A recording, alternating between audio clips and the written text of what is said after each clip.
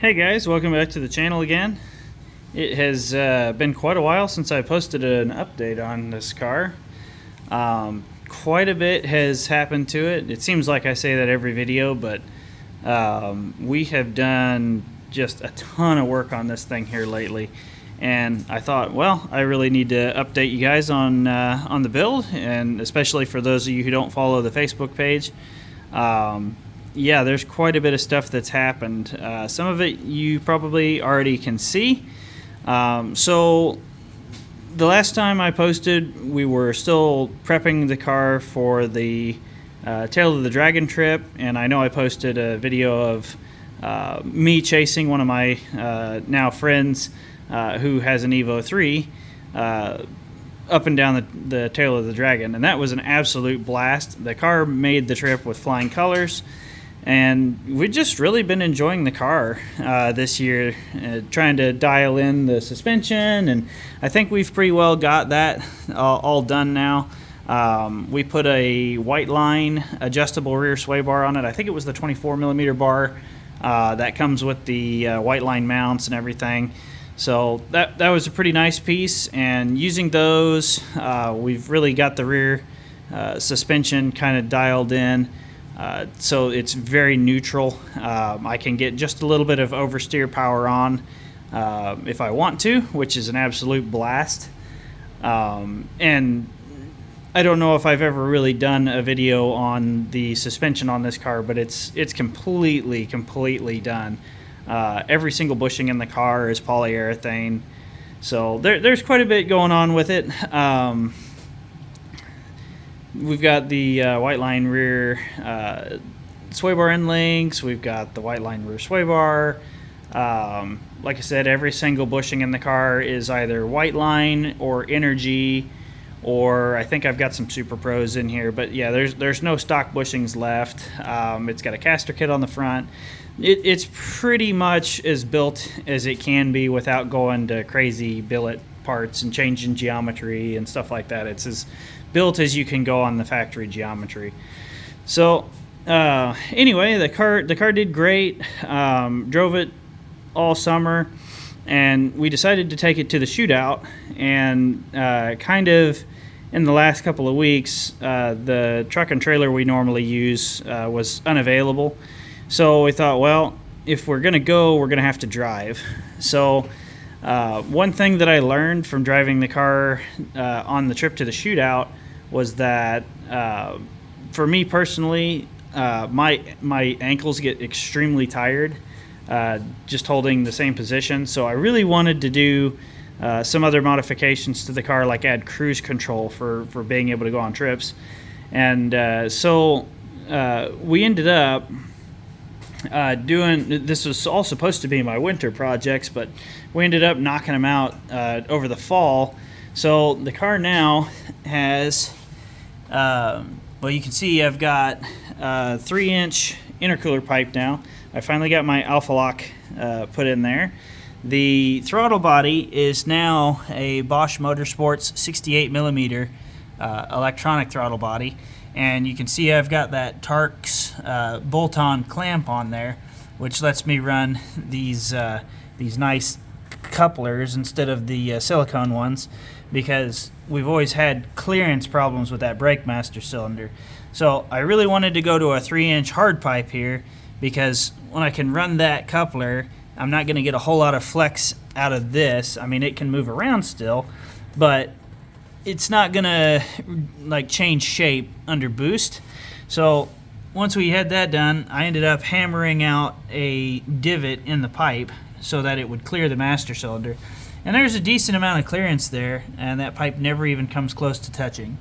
At least no closer than it is. So I might be able to actually give you guys a better look at that. Yeah, you can see there's pretty good amount of clearance there. So, so yeah, we got the electronic throttle body in. We got all of the new 3-inch intercooler pipes made with that Alpha Lock. I've got another Alpha Lock to go to the intercooler. I haven't finished that part yet, but we're making progress on it. So just a little piece at a time. And honestly, like I said, I've really just been enjoying the car. So to run that Bosch Motorsports throttle body, over here on the interior, we've got a few more things done. One of those is I've got a Haltech CAN keypad here, and you can see the top two buttons there. I've got my cruise on and off, and I've got my set or cancel cruise control, and I've got the clutch set to be what triggers it to disable. I couldn't do the brake because I don't have enough inputs on my Haltech, but the clutch is honestly what I go to first anyway if I'm going to be driving on the highway, so that worked out fine for me. You see I've got a trigger on the bottom left there set so that I can just start my fuel pump up, which is super nice. When I'm pumping E85 out of the tank, I can just kick the pump on, disconnect a line, and just let it pump the tank dry for me. I've got a selectable boost setting, so that's going to be, well, the plan was 20, 25, and 30 psi, but we might actually be changing the turbo setup up this winter, so we're going to wait on that. And then below that I've got anti-lag. That actually works extremely well on E85. That's been a whole lot of fun to kind of make some pops and bangs here and there, and I can turn it off. So if it's late at night, I don't have to disturb people. And then on that bottom right, with the Go Baby Go sticker there from Gone in 60 Seconds, that is rolling anti-lag. So to make all of that work, I mounted an Evo 10 throttle pedal on a custom-made bracket that I put together here. And yeah, that works really, really well. No problems with it. It looks like it's really tight clearance with the steering shaft, but it's not too bad. It doesn't come that close to it, so it's pretty good to go. So yeah, that got my electric throttle body system working, and we're drive-by-wire now, which is I used to think that was a terrible way to go, but nowadays I kind of think that you really can't beat that setup for all the adjustments it gives you. The cold starts on E85 are so much nicer. It's just the way to go, I think. Especially once I found out that the bolt pattern was the same for the Evo intake manifold. The only differences was if you can see the bolts that hold the part on there, they're stainless steel bolts. Normally those would sit down inside the Torx clamp there, but this throttle body was made for M6 bolts, and in order to use it, I had to drill that and of course the clamp adapter out for the 8mm bolts that the Evo takes. And then I just used I don't remember what the gasket was from, but these throttle bodies came stock on like the Porsche Cayenne. It might have been a Porsche Cayenne throttle body gasket, but yeah, it really simplified the car a lot, because with this throttle body, because it's an electric throttle plate, there's no idle air control valve. The ECU does that automatically with the throttle blade, so there's no IACV to fail. There's no TPS sensor that's separate. There's two TPSs built into the throttle body, and there's two TPSs built into the pedal, and those have to match up. If one's reading correctly and the other one's not, the car will go into limp mode, so that you don't have to worry about something happening, like say your throttle body failed wide open or something.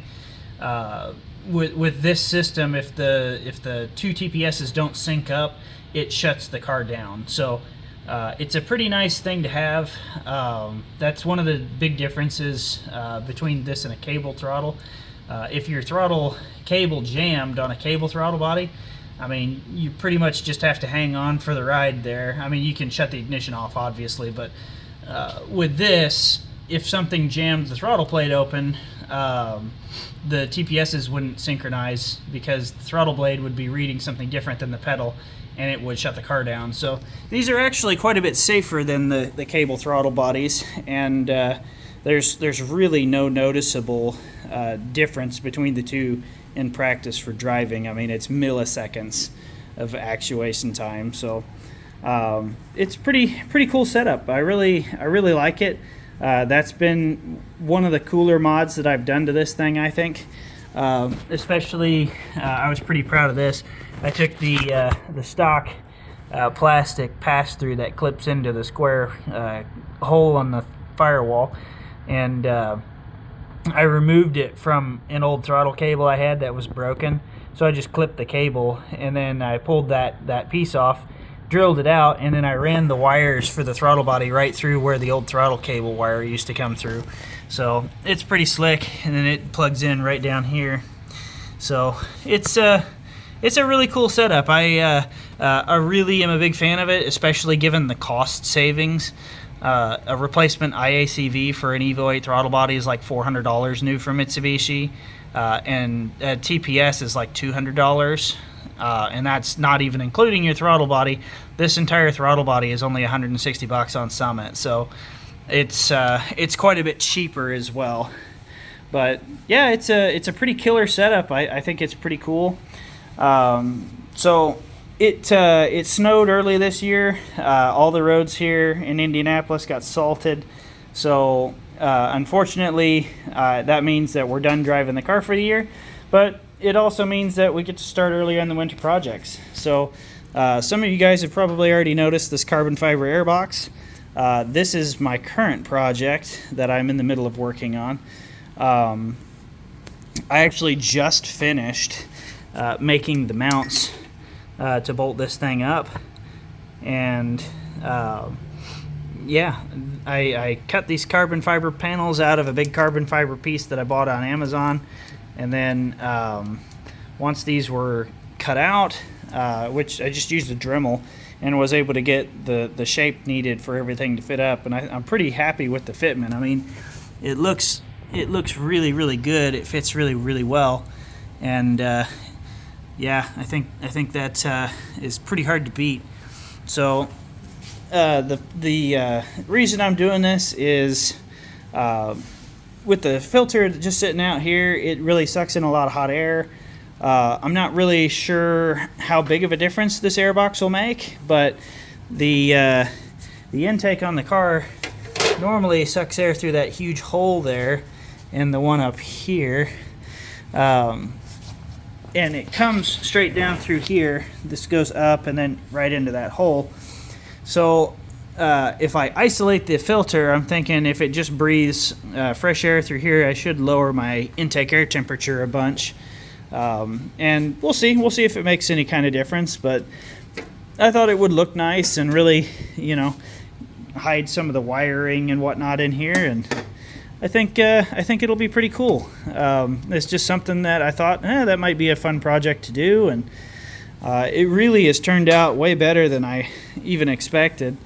So I still need to get the fasteners for the top panel.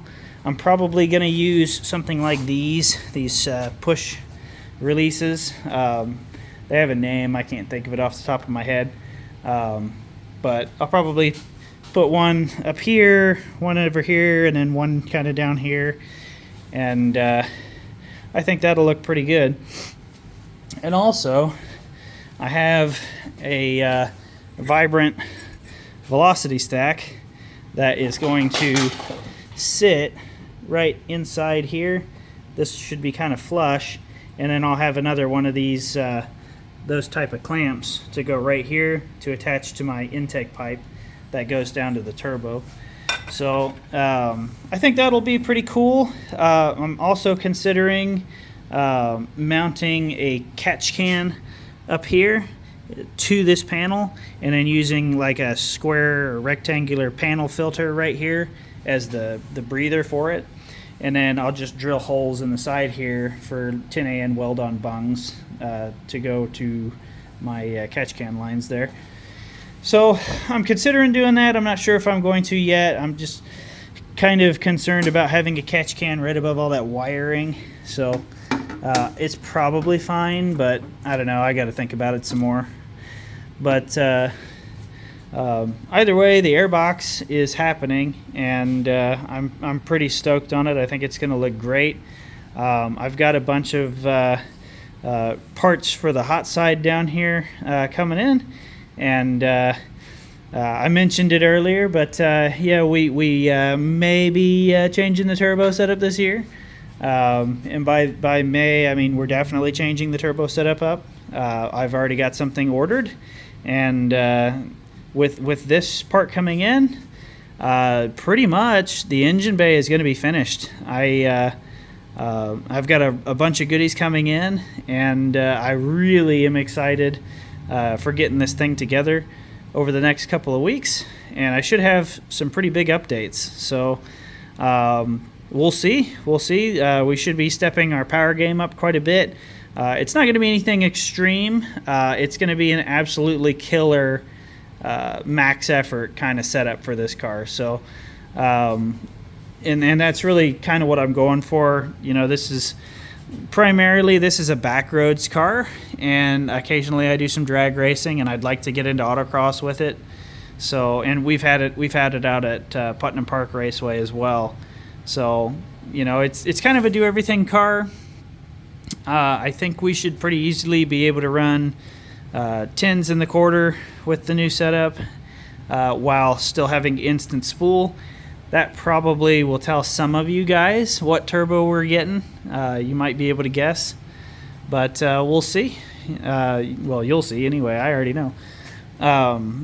But then, yeah, we're going to try to also get this bumper painted. I was going to do this over the winter, but now with the turbo that I picked up, we'll probably wait until spring or summer to get the bumper painted, but that's going to happen this year as well. Oh, something else. I also bought a buffer finally. So been playing with this, and let me move this stuff out of the way here. I bought a TIG welder as well. I think I showed that before maybe. But my buddy Brandon does a lot of detail work. I've never been big into detailing stuff. I've always been the fabrication kind of person. Like, let's make horsepower, let's make it fast, and we'll worry about looking good later. Well, I feel like we've kind of reached the point on this car where it's time to start really dressing it up. I mean, even just this shot of the engine bay to me is just like, man, that looks so good. So I really want to start kind of tidying the car up and making it look really, really good. So I bought this buffer, and we started working on this hood. Well, this hood has always been really faded, and you can hear just how bad it is. Well, after a little bit of work, it really, really came back around. And it's not perfect. There's still some spots like right in here and right in here that are still cloudy. We might try to cut through more of the resin coat and see if we can get that out. But I mean, you can see like what a difference that's made. And there's still a little bit of the compound up there. So, but all of this down here, this is the way that the whole hood was. So that's not compound. So you can see, man, this really made a huge difference. I'm super excited to start tidying the exterior up on this thing. Planning on finally doing a little bit of sanding on this paint on the fenders. It's pretty good. My dad did a really amazing job painting all of this, especially considering the quote-unquote paint booth that we had. It really it was a big dusty warehouse with tons of contaminants in the air. So given that it wasn't the best conditions for painting, I think that these things turned out amazing. But they really, I don't know if I can even capture it on camera, but they really need a wet sand with 3000 grit and then a cut and buff on them. And I'm hoping that we can get the fenders and the car all pretty much matching as far as the quality of paintwork goes. and I think we'll be in real good shape for maybe entering some car shows and stuff like that. So I'm trying to think if there's anything else. I feel like I've done so many mods to this thing this year that it's hard to keep up with everything, and I'm trying to even remember what I've showed you guys and what I haven't. I'm pretty sure that that's more or less it as far as interior stuff goes. Yeah, I think that's more or less it. So I need to get some more Haltech goodies. I really want to get their PDM for this car at some point, so I can get rid of the relay setup. I've been having issues with the fuel pump setup on this car. It actually melted the fuse holder in the STM rewire kit that I bought years ago, and I ended up having to put a really big fuse holder in it. The fuse never popped. It was a 30 amp fuse, but it was melting the holder, which means that it was really getting a lot of resistance through the connections. And even the relay housing that's back there underneath the back seat, it was starting to melt as well. So I've been trying to tidy up some of that stuff, but it would be really awesome if I could just completely ditch all of that and only have a wire run from the PDM to the pump. So stuff like that would be really nice. That's things that I may consider in the future, but it's not even 100% necessary. Like I said, I already replaced that fuse holder, and that's kind of taking care of most of the issue. I need to clamp the spade terminals for my relay housing back there to make sure that they don't have a ton of resistance, but these are all pretty minor things. So if I don't end up ever getting the PDM, it's not like the end of the world, but you know, it's just fun projects. So anyway, I don't know too much else. Hopefully you guys like the update. I'm super excited about this airbox project. It's really turning out good. Every once in a while there's a project that I get knocked out that I am just beyond thrilled with. That's one that I think I'm going to be super happy with. The electric power steering was another one. That fuel filter holder is another one that I really am happy with. So you know, we're getting there slowly but surely. So but yeah, soon all of this nasty looking stuff will be gone. I'll give you a sneak peek of some of the stuff that I've got that's going to be going on in the car here soon. There you go. So yeah, it's there's going to be a lot of really cool looking stuff going on here soon. That's really going to bring this whole engine bay together. So I guess stay tuned, and yeah, we'll see you guys next time. Later.